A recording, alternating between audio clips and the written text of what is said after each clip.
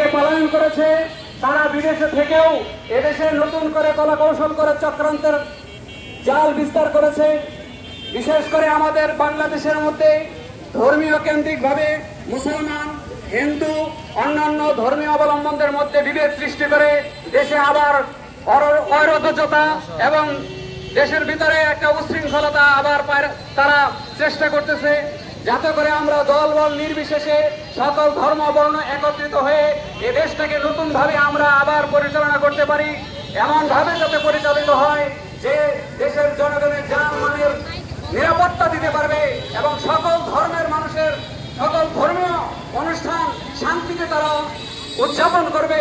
এরকম ভাবে একজন সরকার আমরা গঠনের জন্য দাবি জানাচ্ছি এবং ছাত্র ভাইদেরকে আন্তরিক ধন্যবাদ জানিয়ে আমার বক্তব্য এখানে শেষ করছি। আসসালামু আলাইকুম ওয়া রাহমাতুল্লাহ। ধন্যবাদ ভাইকে।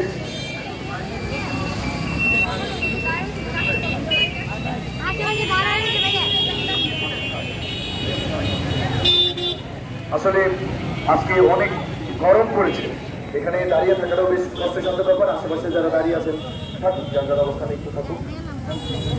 সংগ্রামী সাথীরা, আসলে আমাদের কার্যক্রম হচ্ছে 14 তারিখ, আজকে 15 তারিখ, কাল 2 দিন।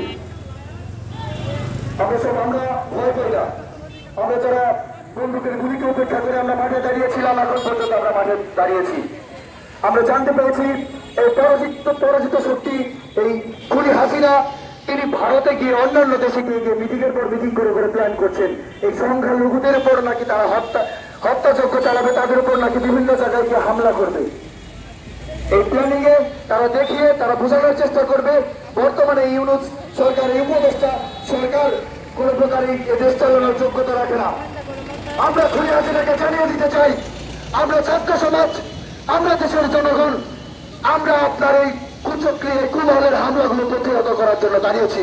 আমরা আজকে এবং কালকে সখীপুরে বিভিন্ন জায়গায় যতগুলো মন্দির, গির্জা যা রয়েছে, সংখ্যালঘুদের যতগুলো জায়গা রয়েছে, সকল জায়গায় আমরা ছাত্র সমাজ আমরা অবস্থান নিব।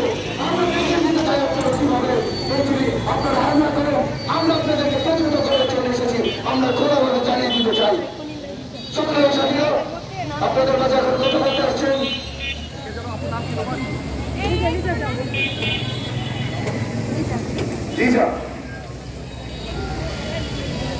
আসসালামু আলাইকুম, আমার নাম হচ্ছে লিজা।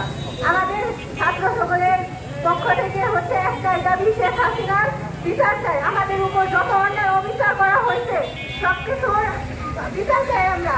বিপিএস হওয়ার ক্ষেত্রে সে যেভাবে প্রশ্ন ফাঁস করেছে, আমরা সকলে স্টুডেন্ট, আমাদের সকলের অধিকার আছে, কিন্তু সে হচ্ছে প্রশ্ন ফাঁস করে তার বোঝা নিয়ে সে হচ্ছে চাই, কিন্তু আমরা আমাদের যাতে কুড়ালে তাহলে আমরা চাকরি পাবো না।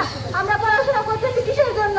তো আমাদের সকলের পক্ষ থেকে হচ্ছে একটাই দাবি, শেখ হাসিনা ফাঁসি চাই, সে আমাদের উপর যত অন্যায় অভিযোগ করছে তার বিচার চাই। আসসালামু আলাইকুম।